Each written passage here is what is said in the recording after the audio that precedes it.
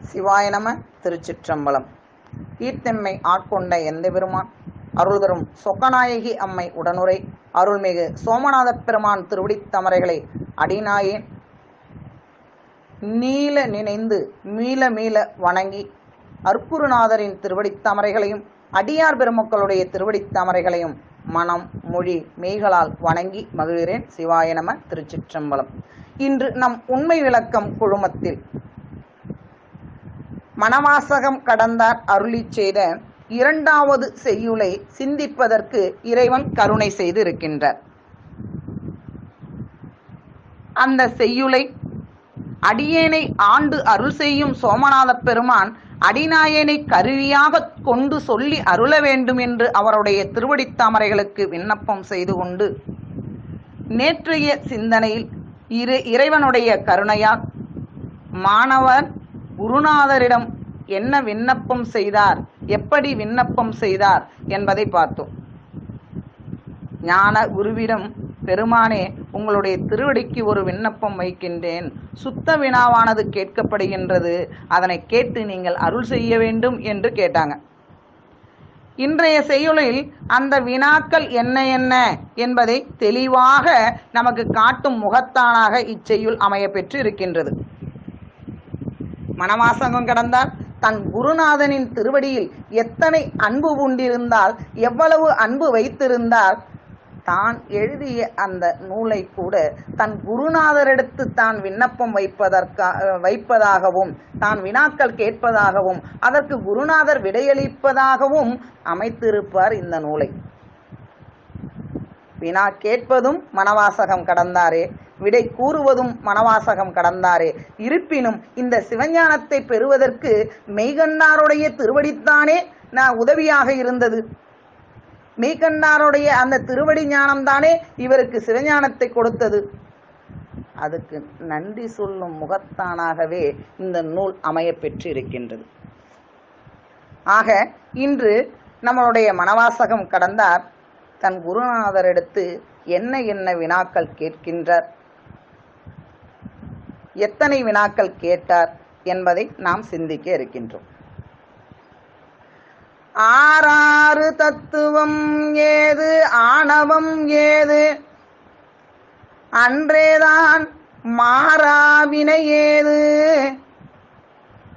மற்ற இவற்றின் வேறாக நான் ஏது, நீ ஏது, நாதன் நடம் அஞ்செழுத்து தான் ஏது, தேசிகனே சாற்று.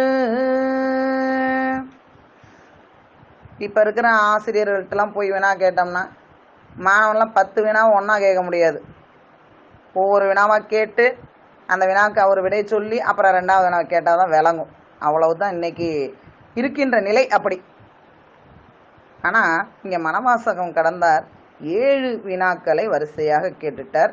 அந்த 7 வினாக்களுக்கும் இறைவனின் ஞானம் பெற்றிருப்பதால அவர் வரிசையாக அழகாக நமக்கு பதில் கொடுக்க இருக்கின்றார். முதல் வினா, ஆறாறு தத்துவம் ஏது? 6 பெருக்கல் 6 36. சாமி, தத்துவம் 36 என்று சொல்கிறார்களே, அந்த 36 தத்துவங்கள் யாது? அந்த 36 தத்துவங்களை பற்றி அடியேனுக்கு உணரும் வண்ணம், ஏற்கனவே இப்ப சென்ற செய்தியிலே சொல்லிட்டார், பெருமானே அடியன் உளம் கொள்ளுமாறு விடை சொல்லியாருன்னார், எனக்கு விளங்குற மாதிரி நீங்க சொல்லணும்னாரு. அப்ப அந்த 36 தத்துவங்கள் யாது, அவற்றை எனக்கு விளக்கி கூற வேண்டும் என்று முதல் வினா வைத்திருக்கிறாங்க. 2வது, ஆணவம் ஏது? இந்த ஆணவம்னா அனாதி காலம் தொட்டே உயிரை விட்டு நீங்காது இருக்கக்கூடியது ஆணவ மலம். அப்படிப்பட்ட ஆணவ மலம் யாது? அதனுடைய இயல்பு என்ன? அனாதி என்று சொன்னோம்னா, ஆதி என்றால் தொடக்கம் என்று பொருள். அனாதினா தொடக்கமற்றது. அப்போ ஆணவம் என்பதும் அனாதியே என்பதை நமக்கு இதுல சுட்டி காட்டியிருக்கிறாங்க. அடுத்து 3வது வினா, அன்றேதான் மாறா வினை ஏதுனார். வினைன்னு சொல்றாங்களே சாமி, அந்த வினை என்பது என்ன, அதனுடைய குணம் என்ன அப்படின்னு கேட்டுட்டார். ஏன் ஆணவம் அன்றிலிருந்தே நம்மோடு இருக்குது. இந்த வினையும் நம்மிடத்து மாறாது இருக்கின்றது. அதனால இந்த வினை என்பது என்னன்னு கேட்டார். 4வது வினா கேட்டாங்க, மற்ற இவற்றின் வேறாக நான் ஏதுனாங்க. இந்த வினையும் இந்த உயிரும் வேறுபடாம ஒன்னா இருக்கிறோமே, அப்ப இந்த வினையோடு வேறுபடாமல் ஒன்றாக இருக்கக்கூடிய என் உயிரின் இயல்பு யாது? என் உயிருக்குன்னு ஒரு இயல்பு இருக்குல்லவா, அந்த இயல்பு யாது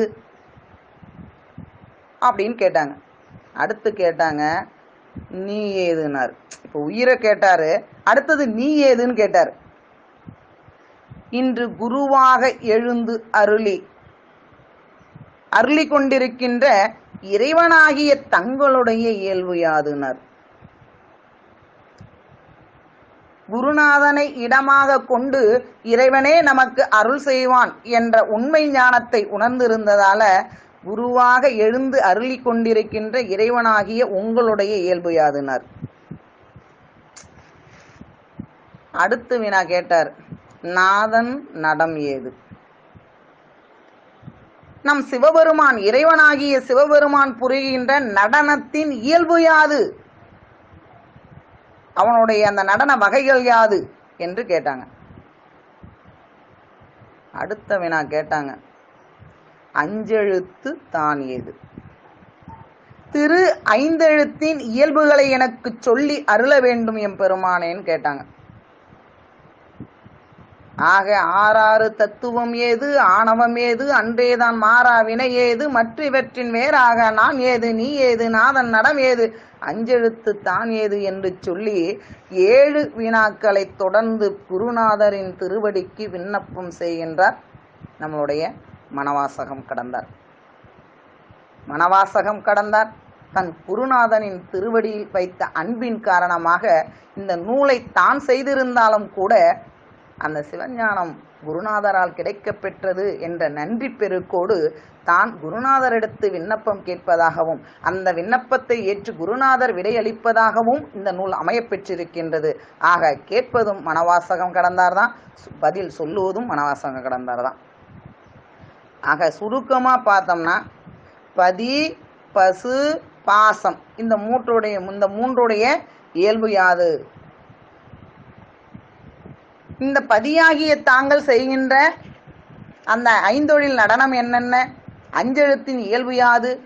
நீங்க எவ்வாறு இந்த உயிருக்கு அருள வேண்டி எப்படியெல்லாம் கருணை செய்கின்றீர்கள் என்று கேட்பதாக இந்த செய்யுள் நமக்கு அமையப்பெற்று இருக்கின்றது. நம்மளுடைய மூலநாயனார் அழகாக சொல்லுவாங்க.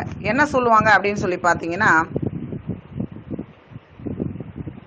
30ம் 36ம் படி முக்தி ஏனியாம் என்று சொல்லுவாங்க. இந்த தத்துவங்கள் இருக்கு இல்லையா, 36 படிநிலைகள் கடந்தாதான் பெருமானை அடையலாம். எல்லாம் முக்திக்கான ஏணி படிப்பா அப்படின்னு சொல்லுவாங்க. முதல்ல தத்துவம்னா என்னன்னு தெரிஞ்சுக்கணும், அப்புறம் தத்துவம் நாமல்ல என்பதை உணர வேண்டும், அப்புறம் உயிருடைய இயல்பை தெரிஞ்சுக்கணும், இறைவனுடைய இயல்பை தெரிஞ்சுக்கணும், அப்புறம் எதை விடணும் எதை பிடிக்கணுங்கிறது பெருமான் அந்த உயிரின் தவத்திற்கு தக்கவாறு உணர்த்தி அருள் செய்வான்.